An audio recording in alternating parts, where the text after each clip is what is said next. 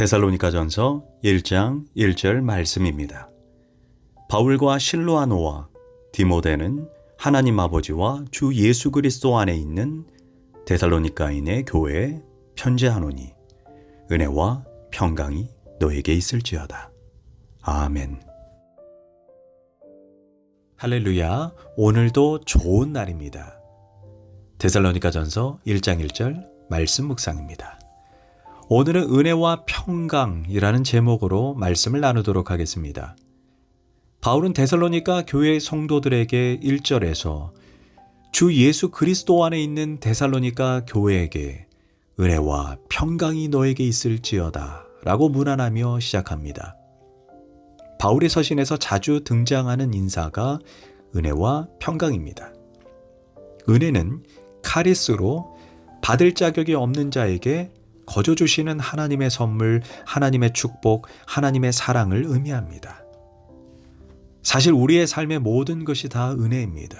교회의 부흥도 하나님의 은혜이고 우리의 자녀가 잘 되는 것도 하나님의 은혜이며 물질의 축복을 누리는 것, 우리가 건강하게 사는 것도 다 하나님의 은혜입니다. 은혜라는 단어는 성도들이 가장 많이 사용하는 단어지만 또 한편 가장 이해할 수 없는 단어가 은혜입니다. 특별히 은혜 중의 은혜는 구원의 은혜입니다. 구원은 내가 한 것이 없습니다. 에베소서 1장에서 만세전에 하나님께서 나를 택하시고 당신의 자녀로 삼아주셨다는 것입니다. 그러니까 나는 내 발로 내 의지로 교회에 나와서 예수님을 나의 구원자로 받아들인 것이 아닙니다. 그 전에 하나님이 나를 먼저 택해 주시고 선택해 주신 것입니다. 그런데 왜 하나님께서 나를 택해 주셨습니까? 왜 나를 당신의 자녀로 삼아 주셨습니까? 왜 나를 이 교회로 불러 주셨습니까? 도저히 이해되지 않는 것입니다. 왜냐하면 세상에 나보다 잘난 사람들이 얼마나 많이 있습니까? 도덕적으로, 윤리적으로, 성품적으로, 물질적으로, 지혜로도 부족한 것이 없습니다. 그런데 하나님이 그들을 택해 주시지 않고 나를 택해 주셨습니다. 그들에게 아무리 복음을 전해도 복음은 허공을 때리는 꽹과리에 불과합니다. 사실 복음이 우리 안에 들어간다는 것 그 자체가 보통 일이 아닙니다. 저 사람을 보면 너무나 선하고 도덕적으로 윤리적으로 흠잡을 데가 없습니다. 그런데 복음을 한번 전해보십시오. 허공을 때리는 꽹과리에 불과합니다. 저 정도 인품, 저 정도 성품, 저 정도로 윤리적이고 도덕적이면 복음을 쉽게 받아들일 법도 한데 안 됩니다. 복음의 역사라는 것은 인간의 머리로는 설명이 안 되는 것입니다. 엄밀히 말해 2000년 전에 예수님께서 나 대신 나의 죄를 대속하시기 위해 십자가에 대신 죽으시고 장사되고 부활하셨다는 것, 그리고 천국을 예비해 주셨다는 것이 이것 자체가 믿어지는 것이 은혜가 아니겠습니까? 또한 천국과 지옥이 있다는 것, 이거 믿어지는 것도 은혜입니다. 세상 사람들에게 지옥 이야기하면 비웃습니다. 그들은 이 세상의 삶이 끝이라고 생각합니다. 그래서 이 세상이 본향인 것처럼 살아갑니다. 원수도 이 세상에서 갚아야 하고 억울한 일도 이 세상에서 갚아야 하고 복수도 이 세상에서 다 갚아야 한다라고 생각합니다. 왜냐하면 이 땅이 그들에게 본향이기 때문입니다. 그런데 구원만 은혜인가요? 물질 축복도 은혜입니다. 물질 축복을 누리는 분들을 우리가 자세히 살펴보면 하나님의 은혜 없이 누리지 못하는 게 물질이라는 것을 알 수 있습니다. 사역하면서 장로님들과 집사님들 중에 1년에서 3년 정도 물질의 은혜를 누리는 분들을 보았습니다. 갑자기 부자가 되고 갑자기 사업이 번창합니다. 그런데 오래가지 못합니다. 물질의 축복도 인간의 노력만으로는 안 됩니다.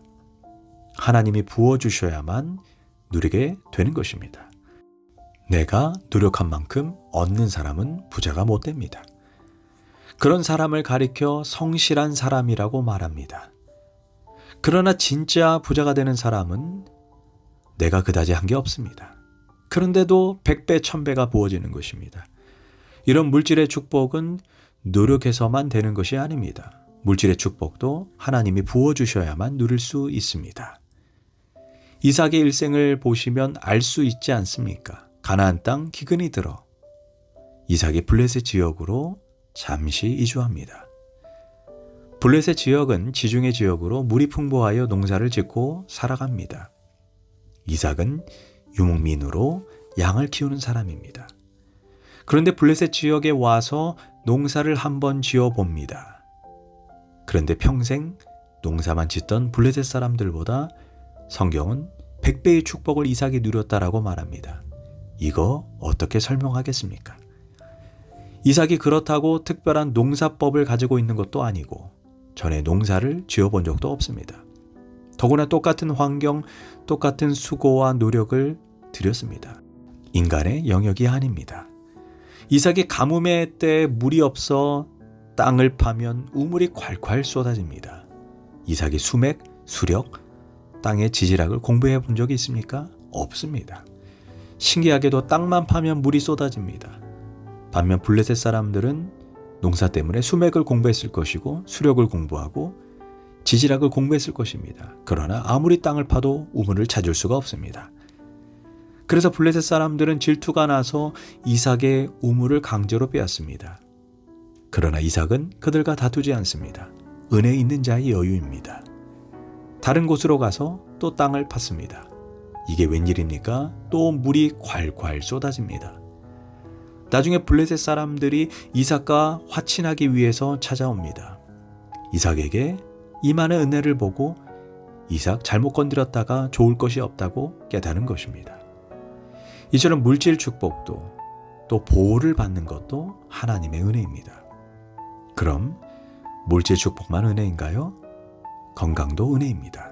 민수기 6장 24절에서 야훼는 내게 복을 주시고 너를 지키시기를 원하며 지켜주시는 것 건강도 은혜입니다. 시편 103편에서 내 영혼아 그의 은혜를 잊지 말지어다. 그가 내 모든 죄악을 사하시며 내 모든 병을 고치시며 내 생명을 파멸해서 속량하시고 좋은 것으로 내 소원을 만족하게 하사 내 청춘을 독수리같이 새롭게 하시는도다.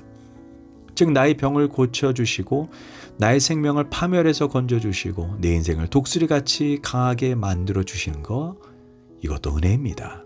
예전에 김영삼 대통령이 한 유명한 명언이 있습니다. 내가 머리가 나쁘면 머리 좋은 놈 돈 주고 사면 된다라고 했습니다. 내가 내 힘으로 나를 지킬 수 없다면 돈을 주고 경호원을 사면 된다고 했습니다. 내가 운전을 못하면 운전해 줄 사람을 돈 주고 사면 된다고 했습니다. 그런데 인생을 살아보니 안 되는 것이 있다는 것입니다.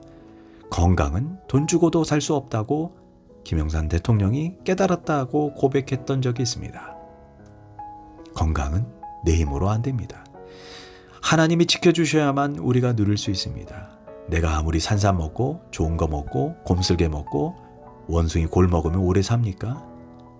또한 우리가 운동을 열심히 하면 장수합니까? 애플의 스티브 잡스는 세계에서 5번째로 돈 많은 사람이었습니다. 그는 운동을 하루도 빼먹지 않고 철저히 자기 관리를 했습니다. 그런데 56세에 암이 갑자기 찾아왔습니다. 그 많은 돈으로도 자기 건강을 지키지 못했습니다.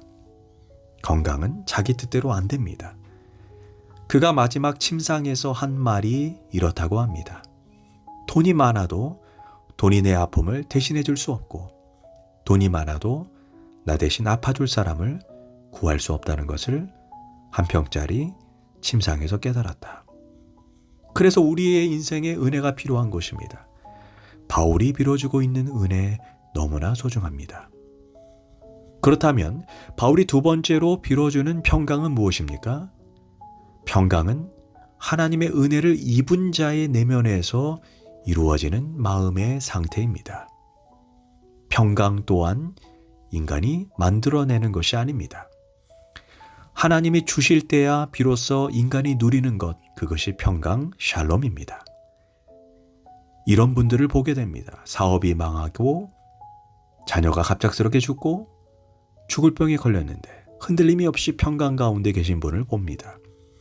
그분들에게 묻습니다. 왜 이렇게 평안해 보이시죠? 대답이 한결같이 뭐라고 말하는지 아십니까? 나도 모르겠습니다. 내 마음에 기쁨이 샘솟아오릅니다. 반대로 부자들이 밤마다 잠을 자지 못합니다. 돈을 잃어버릴까봐, 내가 가진 명예가 사라질까봐, 내 사업장에 위기가 찾아올까봐 불안한 것입니다. 이처럼 평강은 하나님이 주실 때만 누릴 수 있는 것입니다. 이 시대의 가장 큰 문제가 정신적인 우울증의 문제입니다. 우울증 문제로 수많은 사람이 물질적인 풍요와 번영, 인기, 권력을 누리지만 안타깝게도 마음의 평강이 없어 자살로 생을 마감합니다. 세상 사람도 자살하고 연예인도 자살하고 교회 다니는 사람도 자살하고 심지어 목사까지도 자살합니다. 샬롬은 내가 만들어내는 것이 아닙니다. 하나님으로부터 임해야 되는 것입니다. 초대교회 순교 사화를 보면 순교자들이 순교하면서 행복한 얼굴로 예수님을 위해서 나 먼저 죽여달라고 소리쳤다라고 합니다. 대부분 순교자들은 순교할 때 기쁨과 감격으로 순교했다라고 말합니다. 그래서 역사학자 타케투스는 그리스도인들은 정말 이상한 자들이다라는 기록을 남겼습니다. 이게 어떻게 가능합니까? 샬롬을 하나님이 주었기 때문입니다. 이처럼 은혜와 평강은 바로 하나님이 주시는 것입니다. 기도하겠습니다. 하나님, 이 시간 폭풍이 휘몰아치는 인생 가운데 하나님의 은혜와 평강이 내 인생에 필요합니다. 그 은혜와 평강을 나에게 부어주셔서 흔들리지 않고 요동하지 않게 하소서. 예수님의 이름으로 기도합니다. 아멘.